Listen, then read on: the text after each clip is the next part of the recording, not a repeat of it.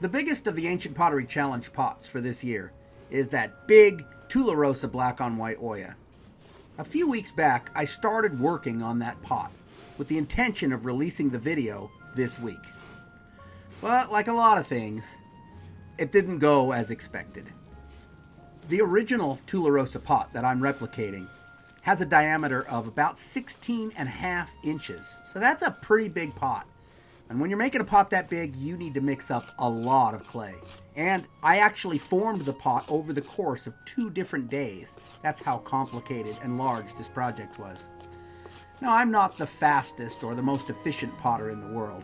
There's a lot of potters who could do this a lot faster than me. And this isn't exactly the largest pot I've ever made, but it's close to it.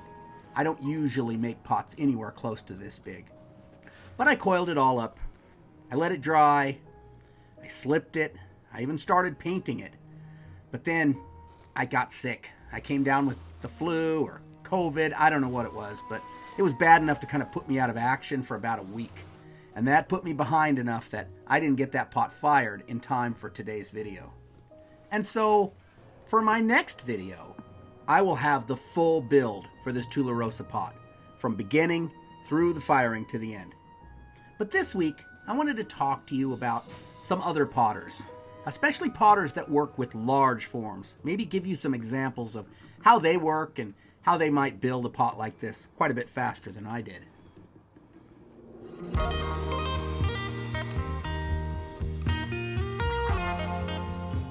The first potter I'm going to talk about is Tony Sorz. Tony makes a lot of really large pots. In fact, it's more unusual to find Tony making smaller pots than it is to find him making large pots. And Tony works very differently from the way I do.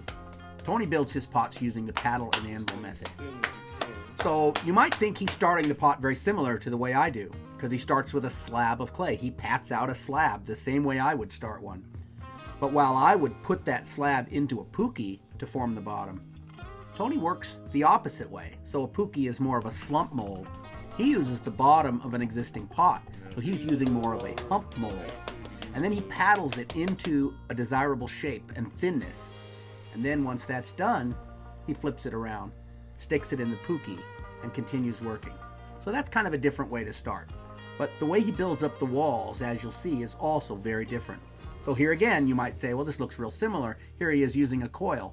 But once he has that coil attached, he thins and shapes the walls of the pot using a paddle, a wooden paddle, and a stone anvil on the inside, which is, again, very different from the way I work. But Tony's way of making pots allows him to form very large vessels very quickly. This pot he formed the morning I was at his house took him something around an hour to make. Now, if you think about my big pot, I took hours to form that. They're comparable sizes, and yet he formed it in a fraction of the time. If you'd like to learn more about Tony's work, he has a YouTube channel, and I made a whole video about how he works. And so I will link that video up above and down in the doobly-doo, and I'm also going to link his channel up above and down in the doobly-doo.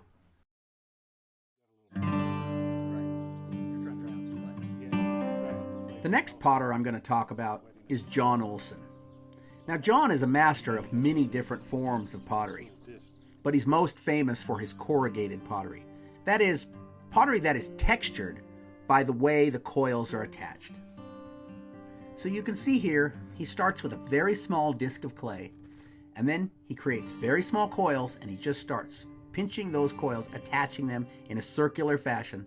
So what he starts at is the very, very base of the pot and just coils out. John doesn't use a puki or any other form. The shape of the pot is entirely formed in his hands by the way he pinches the coils together. And so you'll see he works rather quickly. The pot he's making today isn't exceptionally large, but John has made some very, very large corrugated Oyas also. And so this just shows a different way of forming the pot. And you can see he lays that coil in there, and then he comes along with his thumb and he just leaves that textured pattern along the edge of the coil. And over the course of coils and coils and coils, sometimes hundreds or thousands of coils on the pot, he builds up the walls and leaves that beautiful texture. I made a whole video a couple years ago about how John makes corrugated pottery. It's a real in-depth lesson, and I will link that up above and down in the doobly-doo in case you're interested in learning more about making corrugated pottery. And here's some of the pots John has made in the past.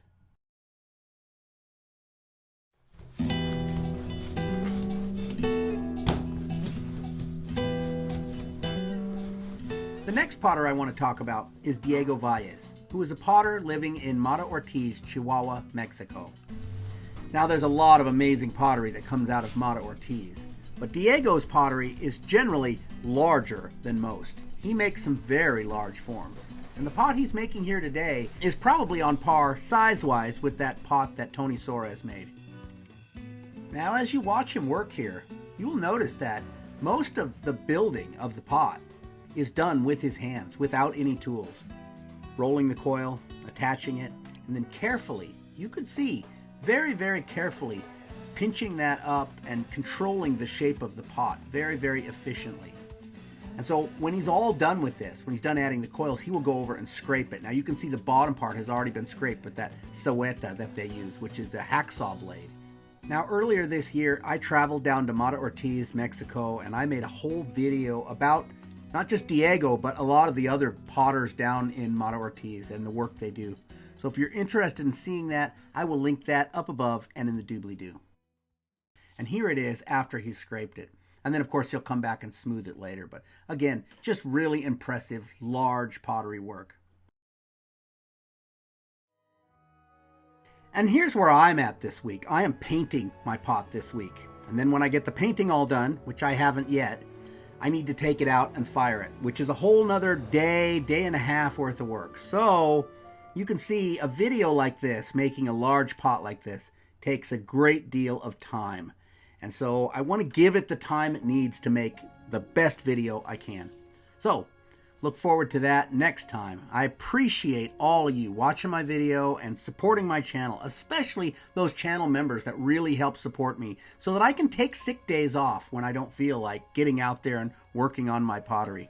Thanks everybody. I'll catch you next time.